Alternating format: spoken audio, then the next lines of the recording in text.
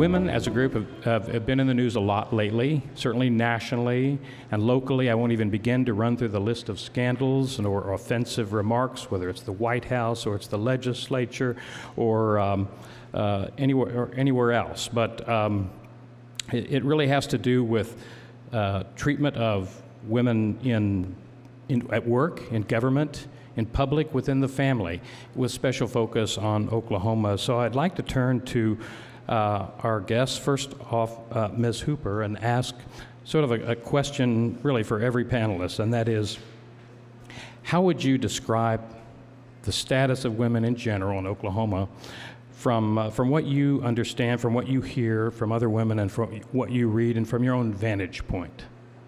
Well, it will definitely be from my own vantage point. This is not representative of the Greater Oklahoma City Chamber. It's not representative of my agency. It is truly about perspective. But I tell you, by the way, in 2018, next year, women will contribute $18 trillion to the economy and represent 51% of all private wealth and 50% of stock ownership. That's major headway. And that's amazing. And the average female will make more than men in 10 years. And that's national statistics. Being in marketing, women control over 85% of all the purchasing decisions of consumer products.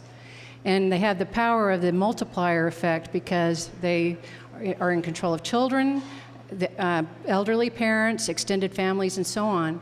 And so the dynamic of that purchasing power is huge. And 50% of all the products that are marketed to men are purchased by women.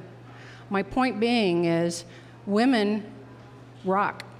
and the status of women in Oklahoma has a long way to go, quite frankly. From the standpoint, we're making major inroads. We can talk a little bit further. I don't want to get into too long a winded response, but Oklahoma is the second worst state for women. And there are a lot of different indices and a lot of different groups that look at different parameters and comparisons. And a recent one was MoveHub. And MoveHub ranked Oklahoma the worst state in the nation for women. And it was because of recent laws that were more heavy-handed on women's reproductive rights. And so that gave us a black eye.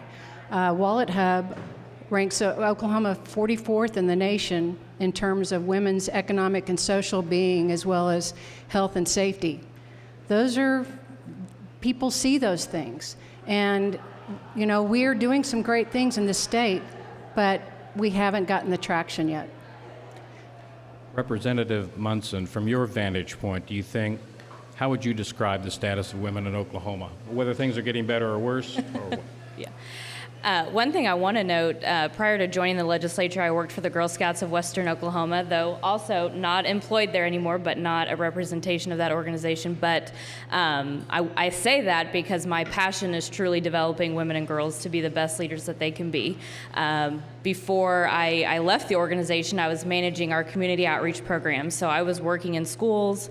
I was also working alongside agencies, specifically the Juvenile Affairs, Office of Juvenile Affairs, helping young women facing incredible challenges in their life in order to make sure they were getting the education they deserved and the access to whatever they wanted to do beyond their K through 12 education to be the best leaders that they could be in this state. So working in that field ultimately pushed me to run for the legislature, and much of the statistics that we face in Oklahoma. So Rhonda shared some of those national statistics of how Oklahoma is viewed, but we can never forget that Oklahoma ranks #1 in the world, not just the nation, but in the world of incarceration of women. And I think that particular statistic truly keeps us held back in terms of ensuring that women are living the best life that they can live, they're getting the education that they deserve, that they have access to work, that whatever it is that their passion is, that they're able to do the work that it is that they want so they can provide for their family, and ultimately end the cycle cycle of incarceration. So as long as we stay number one in the world with incarceration, Oklahoma can't get better, because essentially we are locking up the potential of women and the future of Oklahoma. So though I agree, things are getting better for women in Oklahoma. I remember when Rhonda was chosen to be the first chairwoman of the Oklahoma City Chamber, and I thought, that is a huge game changer for women, but also women in business, and says a lot of the business community to choose Rhonda. Of course, we have the first female governor, Mary Fallon, and we are increasing women in the legislature, but we are still so very behind. And I know 12%? and we'll talk a little bit more of why I think that is. And we have incredible and smart women who are capable, but unfortunately we have some things in our way that keep us from getting where we should be for the potential of women. Thank you. Ms. Cole, just in general, what are your thoughts about, from your vantage point with the EEOC, whether things are getting better for women or not in Oklahoma? It's hard to say better, because you think from what time period. I think some of the recent events of sexual harassment that you alluded to, it highlights that women in all occupations, in all levels of society, are still facing some of these same issues. The Supreme Court decided that sex harassment was a violation of law over 30 years ago, and yet we still see these complaints coming over and over. So I think we have a ways to go to turn that shift of power toward women, so that they aren't vulnerable in the workplace, especially our young women. We see allegations of sexual harassment in the workplace from teenagers who it's their first job in the workplace. And these are some of our most vulnerable workers. We want them to have a positive work experience. We want them to be productive in the workplace. And so preventing that, I think, is important. Another thing that we continue to see in Oklahoma is pregnancy discrimination. That clearly only affects women. And it's so widespread that our district has a special initiative in the state of Oklahoma to take a second look at those allegations of termination and failure to hire pregnant women. Because again, those are the women, you want them to have jobs, you want them to be able to support their families. So we still have a ways to go in some of those areas. Ms. Hooper, let me just go back a few years. You've come up through advertising, marketing, the world of Mad Men. That was a number of decades ago. But what did it used to be like? What do you see now, and are there still obstacles in that world? Well, I wasn't in the period of 1960s to 70, thank you very much. But I entered the workforce when there was still a hangover from Mad Men, if you will, literally and figuratively. Women had secondary roles, and it was hard to be taken seriously. And at a very young age, it was interesting. It was a dynamic of command and control. And now the dynamics it's about engagement. And when in the early 80s, women were having to look like men. We wore power suits. We wore those stupid little bow tie-y thingies, had to pull our hair back because we wanted to be taken seriously. We would even kind of mock behavior like guys in order to have a seat at the table. Thankfully, those dynamics have changed, and women today are finding power and strength, resilience, and humor and their fortunes in the same behaviors that they used to suppress. And that's very enlightening. Women truly, as leaders, women are very highly sought after because of a different way of thinking. And in today's engagement of workforce, women excel in terms of their ability for quality of work, from their recognizing trends, the asking questions, getting results, goal orientation. And they truly, it's about caring. And caring really works. And caring is definitely the invisible glue that's helping corporations be more effective and sustainable. science, and it has changed a lot in my business, but being with consumers and females representing the majority of all the purchase decisions, women's viewpoints and how we approach are more highly sought after skill sets. So it's changed. It's changed in a great way. What are the obstacles, though, now? I mean, if we're, What are the obstacles? yeah, if we're second worst or worst in the state, with some pronounced reasons, what about in your field? I mean, what are there still challenges for women? In our field, it's not as hard in our field. I think in as they said, in the entertainment and media side of it, it's a little more open. But I tell you, the challenges, quite frankly, are in only 1 in 7 women graduate with a college degree in Oklahoma, and 20% of women or girls are dropping out of high school. We aren't taking care of women to get past where they are self-sustaining and can provide for their families and provide for, and to not be victims of domestic violence. 1 in 4 Oklahoma women are victims of domestic violence. And those things lead to the kind of behaviors that are leading to the incarceration rates that we have. And 2/3 of those women that are incarcerated are single mothers. We have to take care of the situation, provide them preventive opportunities so that they aren't stuck in a system that generationally gets handed down. I went off the beaten path of the, all right. but I'm passionate about it. Okay. We like that. Okay. Representative Munson, last year there were, small percentage of women in the legislature. You lost ground. You lost seats. You've gained back, I think, regained 1. And then all these incidents have cropped up with lawmakers and aid to the governors, whether it's harassment or upskirting. Why aren't there more women in the legislature? As Rhonda mentioned, that we women make up 12% of the legislature. So there are 20 total women combined in the House and Senate out of the 149 members of the legislature. I think we rank 47th or 48th now in the nation for women's representation. Oklahoma's population is made up of 52% of women. So there's definitely a misrepresentation or lack of representation of women in the legislature. One myth that we have to get rid of is that women can't win. The truth is that when women run, women win. I'm an example. Representative Osborne, who's in the crowd, is an example, and the 18 other women that we serve with. The problem is that we don't take the time to ask women to run.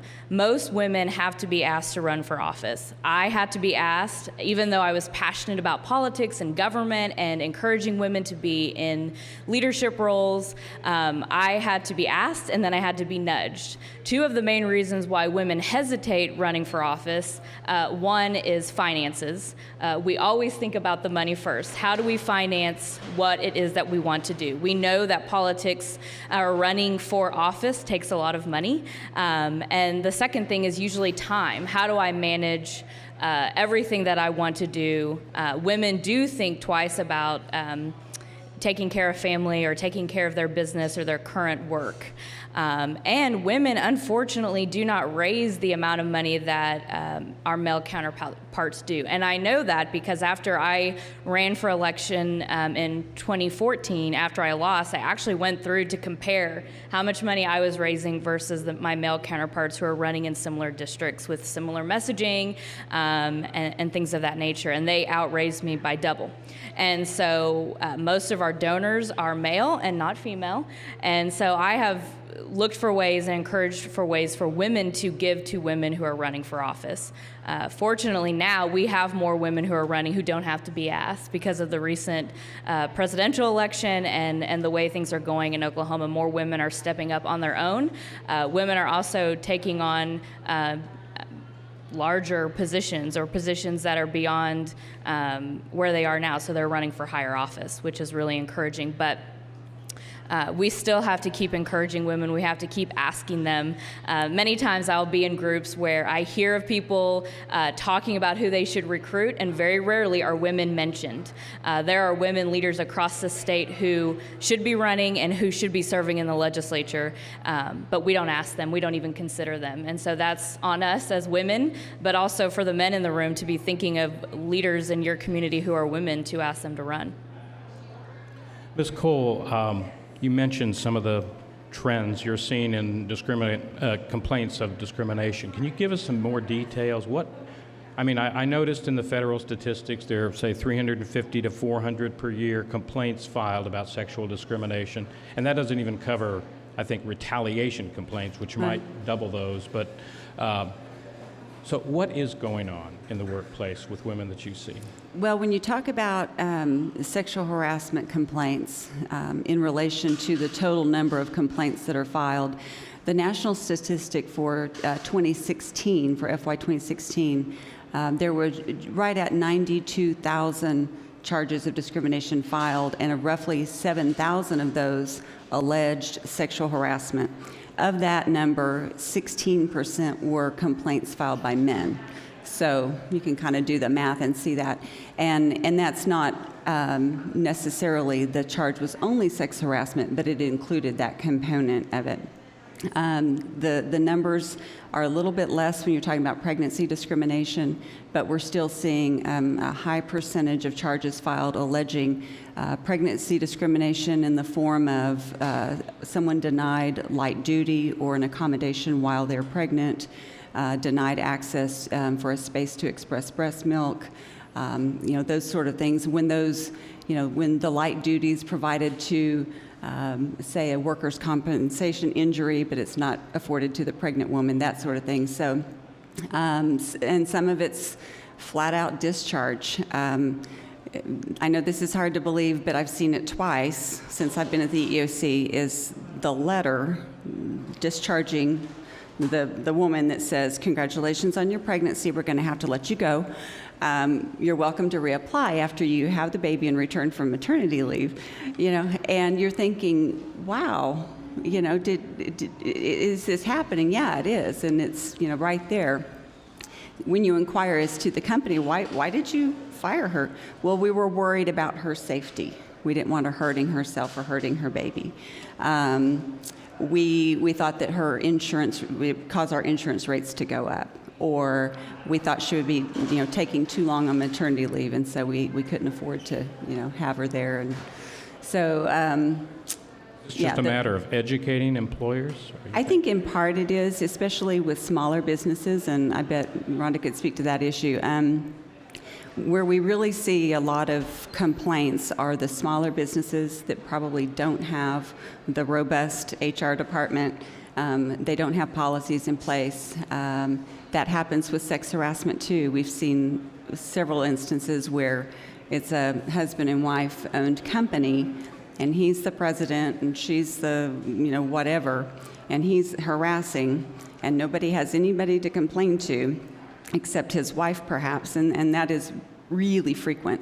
And it's such an abuse of power, and then no complaint process to avail yourself of. So, that's why a lot of women don't complain. I think the most recent data that we've looked at is that 70% of women who say they've been harassed at work don't complain, and of the 30% or so that do complain, only 15% of those actually come to the EEOC.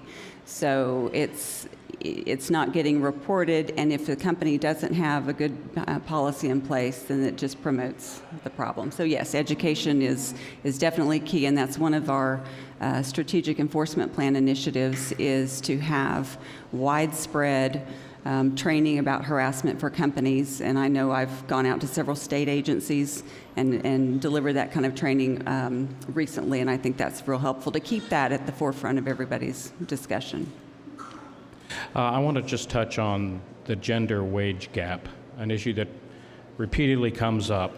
And if you'll check the stats, I know I think the federal government does a business, an occasional survey, but it really stood out that in Oklahoma, the gap as measured is 74%, one of the fifth lowest in the country in 2015, meaning that women earn 74% of what men do for a similar job, working full time. But the question is why? Why is this so? And so, Ms. Hooper, let me ask you what your thoughts are. If there is this gender wage gap, there undoubtedly is it due to choices? Is it due to discrimination? What are your thoughts, or just what you've observed? Well, from my perspective, we are more dominant female employees, so we better not be discriminatory on our wage gap. I mean, we are not. Nationally, Oklahoma's percentage, I think, is it 74 or is it 79%? Because 79 today. I think it's 79, and nationally it's 81.9%. Right. And there were 2 periods in Oklahoma where women's wages were higher than the national average. That was back in 2009 and then 2012. Right. And I don't know if that was because of the recession, the national recession, and I don't know what was going on in 2012. Right. But there were 2 where we peaked. It was awesome. There are several thoughts out there as to why there might be that inequity. Is it because of poverty? Is it because of lack of education? Is it family responsibilities? Is it teen pregnancy, which we are 8th in the nation in terms of teen pregnancy, and every single day 6 babies are being born to Oklahoma children. That's sad. And those mothers, they have a hard time, and so we have to break that cycle. So I don't know if those things are adding to the situation of the inequity. That's just what I did a lot of homework I am not by any means an expert on any of these subject matters, but I am a woman and I do care. But it was interesting. I saw some common thoughts relative to that inequity. And we channel girls we continue to channel girls into different occupations from boys. Yes, yes. Right. Women tend to be represented more in healthcare, education, men more in tech, for example. But still, it's an issue, and there's some argument that a certain percentage of that is due to discrimination, whatever that percentage is. Representative Munson, thoughts on that, and whether more laws need to be passed or enforced? So I will say from a legislative perspective that there have been measures for pay transparency, so encouraging businesses to be transparent with the wages that they provide for all people, and that there's open discussion. Representative Jason Dunnington has authored and carried those pieces of legislation, and we thank him for that, but I think this is also a direct result of the lack of women in the legislature. If there were more women and there was this actual representation of women in the legislature as we are represented in the state, you would see more of these issues come up in legislation. We would be working on them in our legislative body.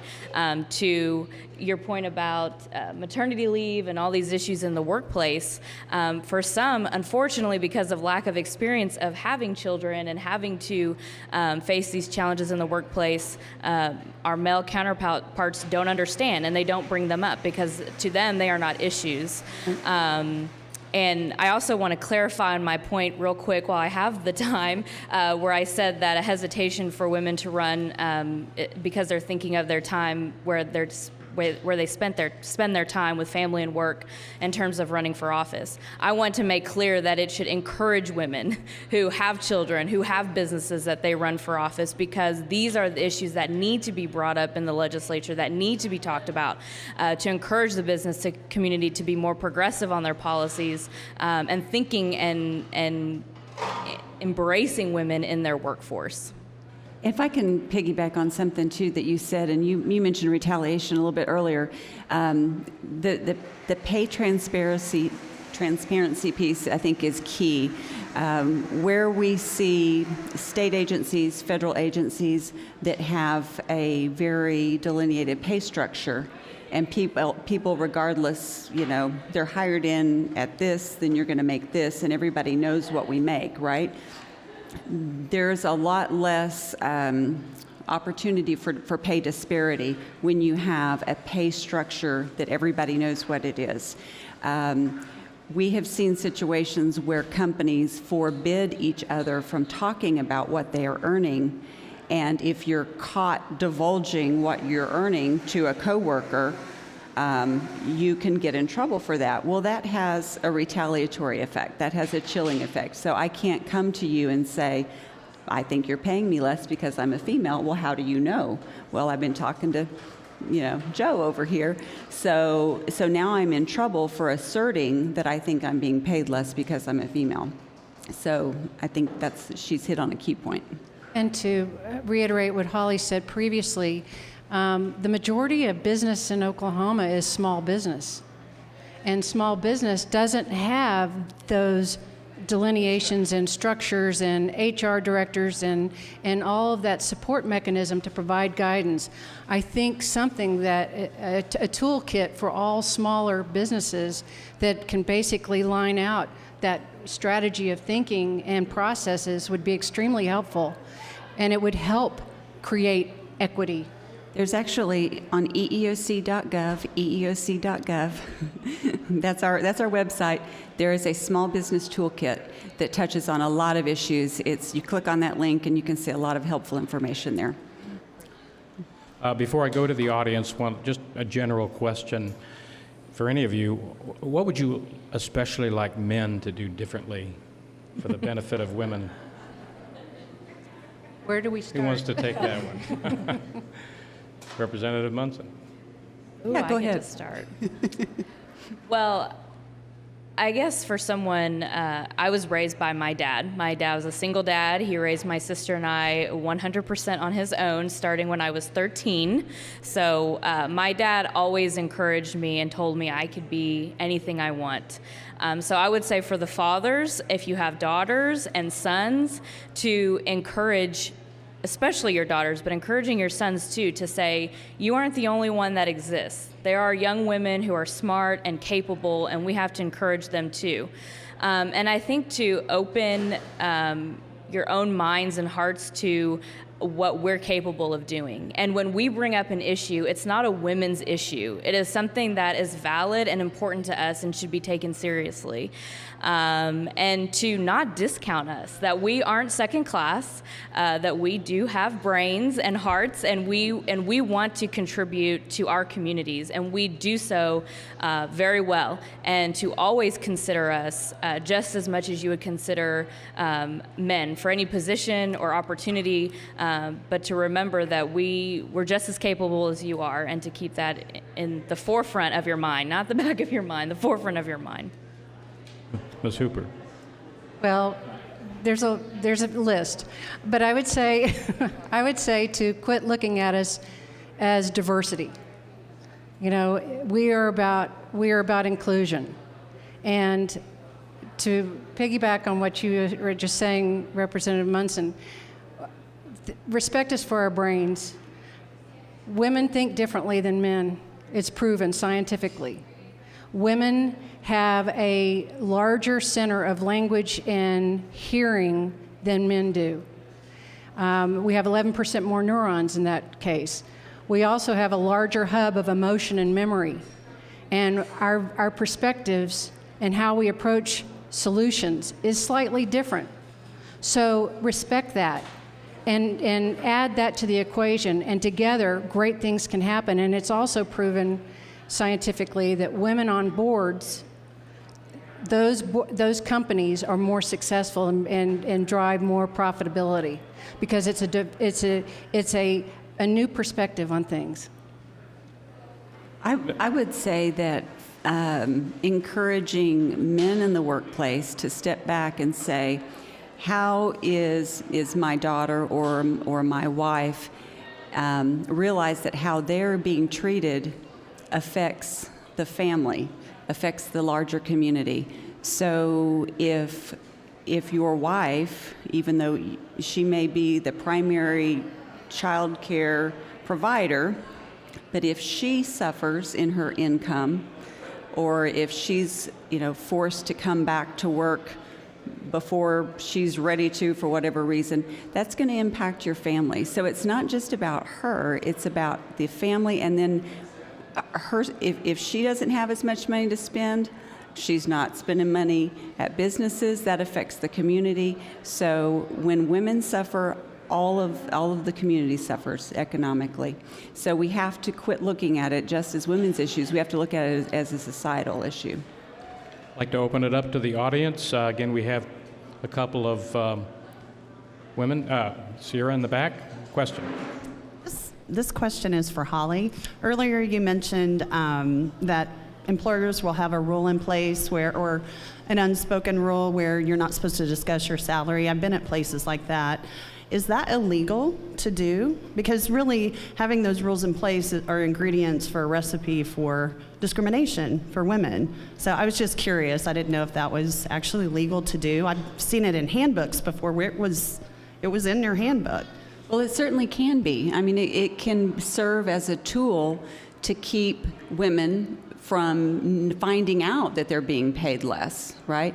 And so if I can't even know that I'm not being paid as much, how do I have an opportunity to object to that?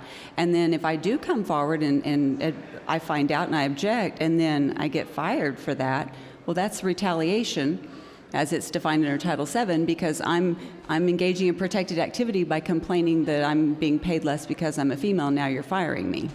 It's kind of the double whammy. So you can't say it's per se illegal, but I think that's a real, dangerous position to be in for the company. Another question.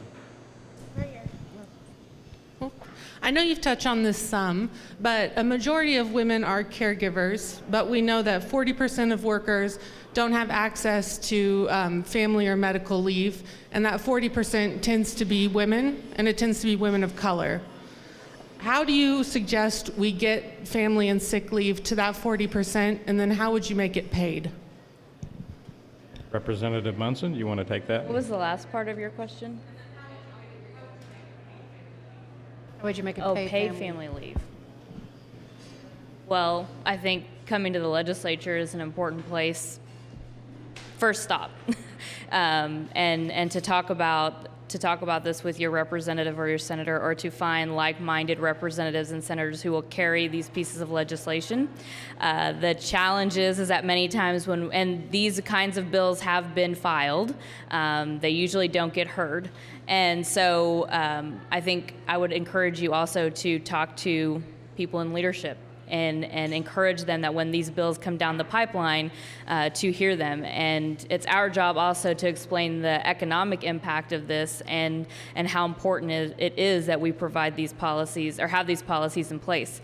But then also, I guess, the business community would have to be open to this as well. So we can push this through the legislature, but corporations and businesses also have to be open to providing these policies to their employees. And I don't really have a perfect answer for that.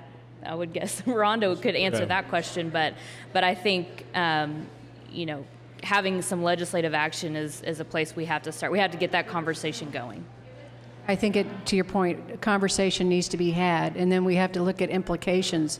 I mean, some smaller companies aren't necessarily set up for that, so you have to look at what is right and fair and can satisfy the greatest needs. Has the chamber taken any position on that, or No, I know the it chamber costs money? It has not been brought forward. Another question. This is a two-part question, and I hope I don't offend anybody.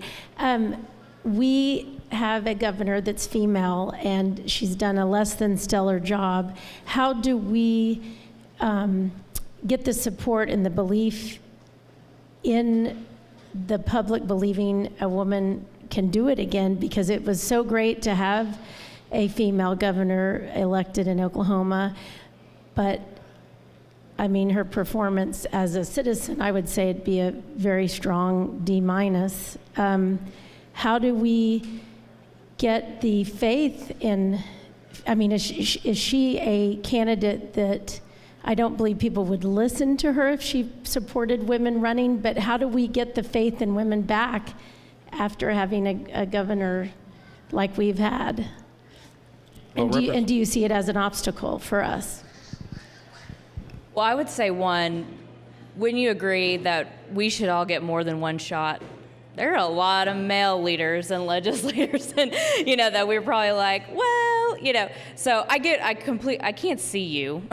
She's in the back. Hi. Okay, so I see what you're saying, and but I would say capitalize on the women maybe that you do agree with and believe in and would give maybe an A to, and ask some of us to help and support women, which I personally do. I can't help everybody, but I do try to spend my personal time helping women knock doors, helping them get into contact with donors and helping them raise money, and connecting them to people they need to be talking to. I know what it feels like to not have a lot of support, and unfortunately support from women to run for office. And so I do try my best. I'm not perfect at it, but I do try my best to do that. I get what you're saying. I hear what you're saying, but we shouldn't just have one shot. We should have multiple opportunities. On top of that, the way we encourage and ensure that we have a second woman governor is that we encourage a woman to run for governor. Currently, there's only one on the Democratic side, Connie Johnson. There are 0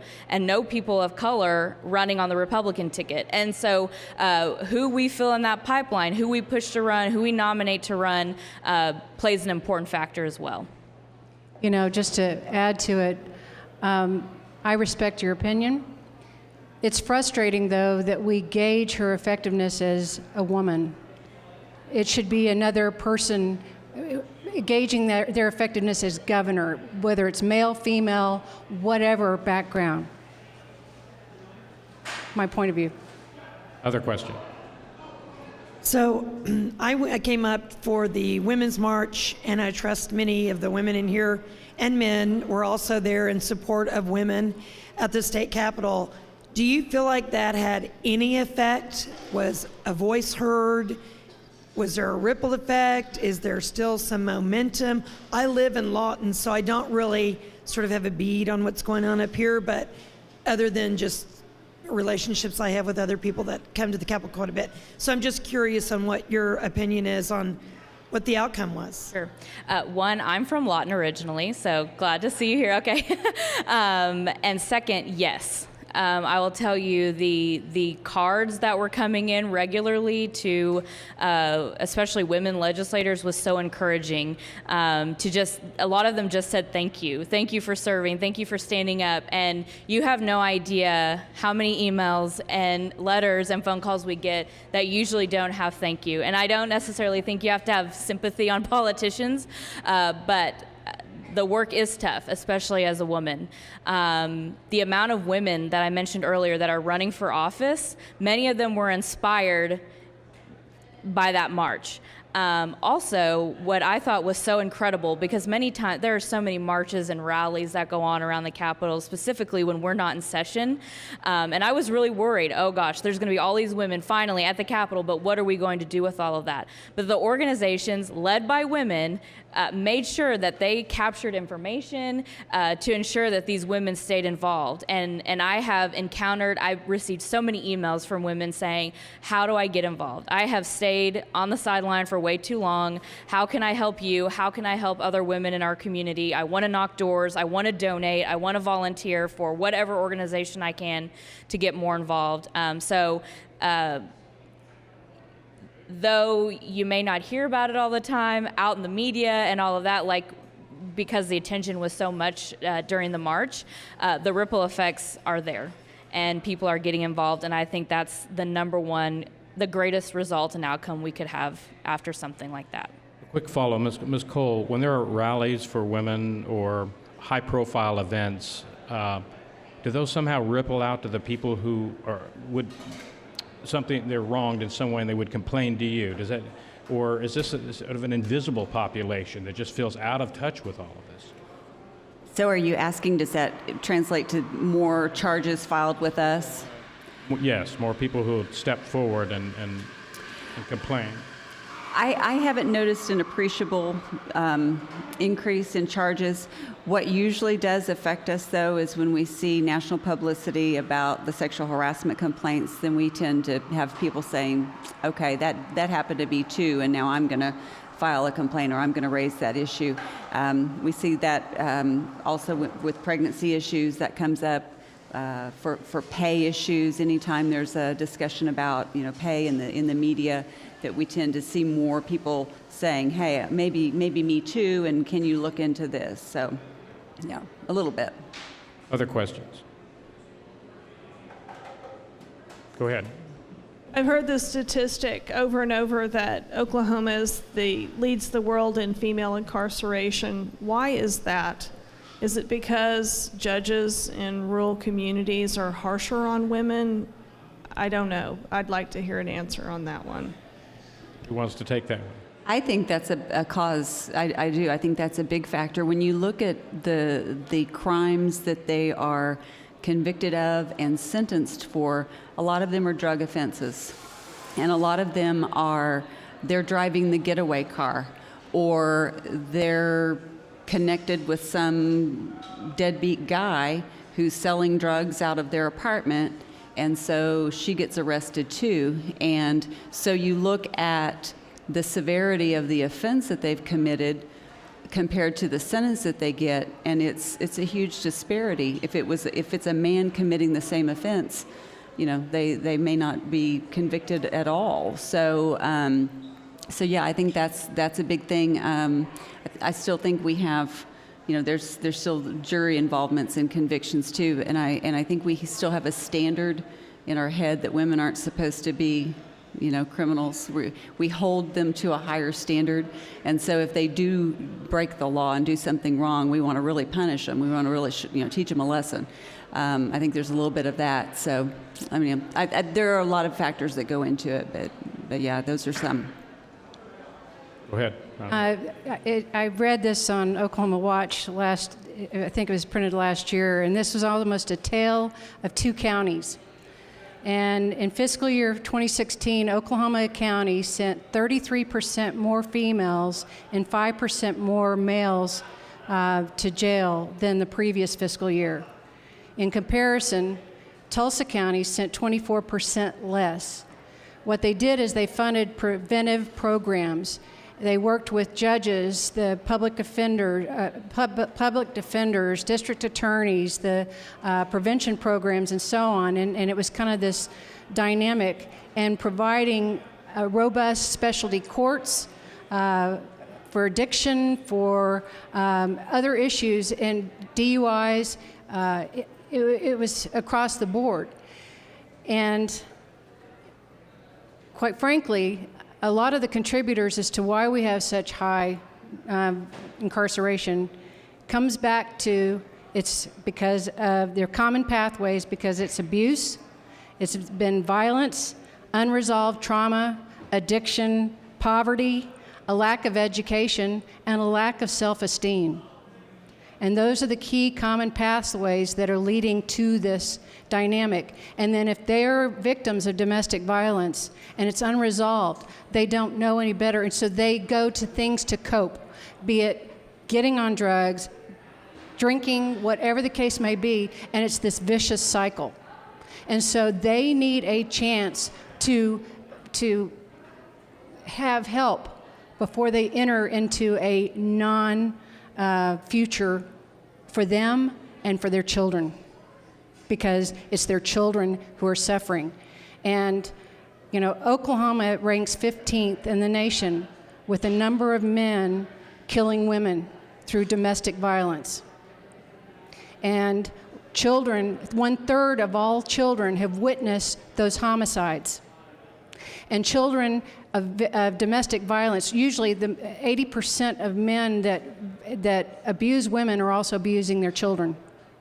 And so it becomes this perpetual vicious cycle. Unfortunately, women are catching it, or having to. That we'd gotten mental health diagnosis for all women in prison about a year and a half ago, and very high percentage had diagnosed PTSD, much lower percentage for men, surprisingly so. Wow. Other questions? Okay, so I'm sort of interested about those 20 women in Congress.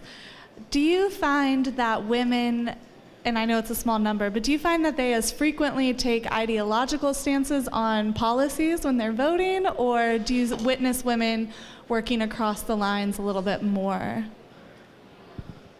So I'm really sad that Representative Osborne left. I don't know if she moved, but she was sitting right there. She would probably tell you that everything that's happening in this state, if more women were at the table, we believe that we would get the job done. I would say that women are better at collaborating. We're better at reaching across the aisle. We're better at listening and really taking in the concerns of people who, or the ideas that maybe differ than our own personal beliefs. I frequently work across the aisle. In fact, just an example, Representative Osborne, I had a bill die in my first session, which was very embarrassing as a freshman legislator, but she turned around and looked at me and came straight to me and said, "I'm so sorry that happened." She's a Republican, I'm a Democrat. She said, "But we're going to get this on tomorrow's agenda and we will make sure that it gets passed because it's the right thing to do." And that's just an example of her leadership, but also the leadership of women.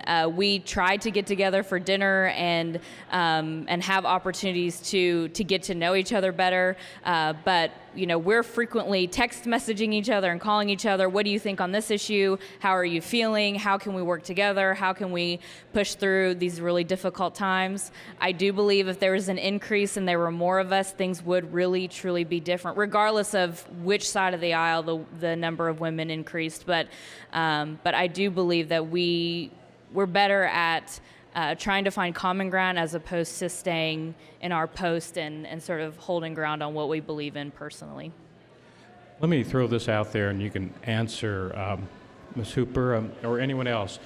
Once in a while, you'll hear a woman say, or women say, even men, that in the workplace especially, a woman's worst enemy is another woman. That women tend to be more vicious against other women. What's your response to that? I think that that's sometimes true, and I think that's unfortunate.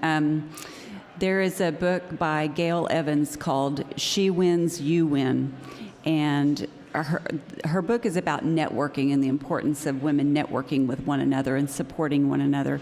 And her quote is basically something like, "For every woman who succeeds, I succeed a little, and for every woman who fails, I fail a little." So in order for all of us to find a better place for ourselves, we have to support each other. We have to work together. We can't compete against each other. And even if there's ideological differences or political differences, we have to try to find that common ground and support each other. That is excellent. I tell you, we early in my career, we didn't have female role models. And so we had to kind of start our own pathways, if you will, and the men didn't really know how to mentor us, if you will. We were odd ducks. And so women tended to be a little bit more competitive because we didn't know any different. I mean, men were competitive. Women sort of felt, well, we had to be the same way. Until that confidence starts growing. And once that confidence, not cockiness, okay? Because if you're cocky, people will pull the rug out from under you. This is about being confident. And then you will find a support group. And that support, back years ago, women thought that they felt more important if they were around powerful men. The new power woman likes to be surrounded with other power women. And so I think there's less competitiveness than there was in the past, but it's going to take a little bit more time to fully vet out. But women in leadership roles can help mentor and guide and coach and hopefully give them a lift up to the next opportunity. I have two thoughts, too, that I want to share on that. I think sometimes the pressure of being the first and only, you can get caught in that mentality and think, I finally got here. So I'm going to hang on real tight and make sure no one crosses my path. And I can see that's a very dangerous path to take, and it may seem like the natural thing to do, but really the best thing to do is to embrace each other and then help the next woman, the next generation, whatever the case may be. My second second thing I want to say on that point is the question about the governor is, for me, I do not agree with her politically, but she started right where I started. She represented the district that I represent today. She went from state representative to lieutenant governor to congresswoman to governor. So regardless of political differences, you have to honor the fact that, wow, she started in the 90s when there really weren't a lot of women in the legislature, and we certainly weren't encouraging women to run. And I do admire that, and I think that we have to be mindful of that too, that even if we don't agree politically, ideologically, or the way that, you raise your children the way I raise, or whatever the case may be, but to respect and value that the struggle is tough for all of us, and it's very real for all of us, and to be there for each other as much as we can. Other questions? Congresswoman Munson doesn't sound too bad. Hey, she said it. No, I'm kidding. Don't play political ads. So. Well, they'll chop that part out. Are there any other questions out there? All right. Right here. Oh, okay. That's all right. Well, we need to for the video. Oh, thank you. So it's great to see so many women here and men allies too, so thank you. What would you share that we can take back to our young girls in our lives to encourage them to be strong leaders, strong women, and really believe in their potential? Start there. Were you looking at? Were you talking to me? Go ahead. All of us. Give a piece of advice. I think to encourage them to do what they want to do, pursue what their interests are. We were talking right before we started about how, we didn't used to steer girls into the STEM, topics: science, technology, engineering, mathematics. We steered them toward elementary education or nursing or something like that. And I think we've gotten away from that, but we need to continue to push that for girls. And push, it's okay if you want to be an artist, and it's okay if you want to, sing for a living. So those creative occupations aren't lesser. And so you don't have to be an engineer if you don't want to be. You can do what you want to do. Follow your talent. And if you're athletic, be athletic. So, and again, just supporting them in what they want to do, and not putting any sort of negative limitations on them. Follow your passion, whichever that may be, and give them all the support, and give them the experiences to try different things to see where they will find fulfillment. I had a lot of science in my college education, and I could have gone that way, but I was more of the creative side of things. And so you've got to let them have a chance for hands-on exploration, and get them with other women that can help them with their confidence to pursue those dreams. Representative Munson. Yeah, I would say speak up. I used to always say this to our Girl Scouts, which is to speak up and say what it is that you want to do. If you're passionate about something, tell somebody. I'm fortunate that I was around a community that always nurtured and embraced what it was, whatever my dreams were and whatever it was that I wanted to get involved in. And then, of course, for me, never give up. Don't stop because someone tells you to stop. Don't stop because someone tells you can't do it, because you might surprise them. And with that, we'll conclude our forum. Thank you. Please, a round of applause for our guests and the Inside Play-By.